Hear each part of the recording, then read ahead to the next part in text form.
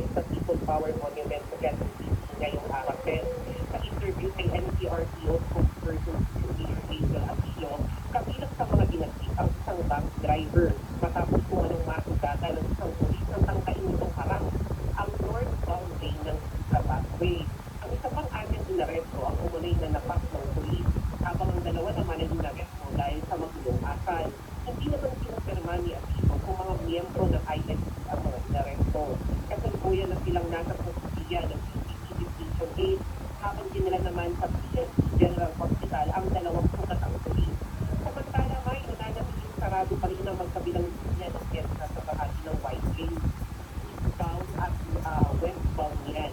Mabigat pa rin ang daloy ng trapiko sa northbound at southbound lanes ng EDSA. Sa northbound lane sa EDSA pathway lamang pinapadaan ang lahat ng uri ng mga sasakyan. Sa kabila ng masamang lagay ng panahon, nagpapatuloy pa rin ang programa dito sa EDSA People Power Monument ng INC.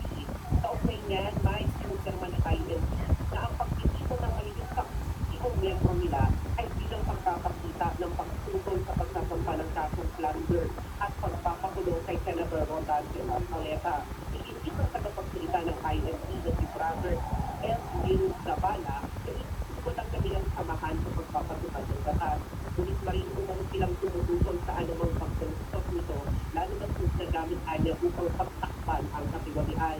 Sa isang pahayag, sinabi ni Zabala na si Senator Marcoleta ang nangunguna sa pag-imbestiga sa isa sa pinakamalaki umunay kaso ng mandarap mo sa kasaysayan ng bansa. Ayon kay Zabala, ang plunder ay isang non-bailable offense. Kaya kung makakasuhan o at pagsulong si Marcoleta, ay hindi na upang maipagpapatuloy ang paglalantad sa mga sinasabing sangkot sa katiwalian. Binigyan din pa ng tagapagsalita ng INC9 na ipagpapatuloy kung nila ang panawagan para sa katarungan kahit makulong pa si Marcoleta. May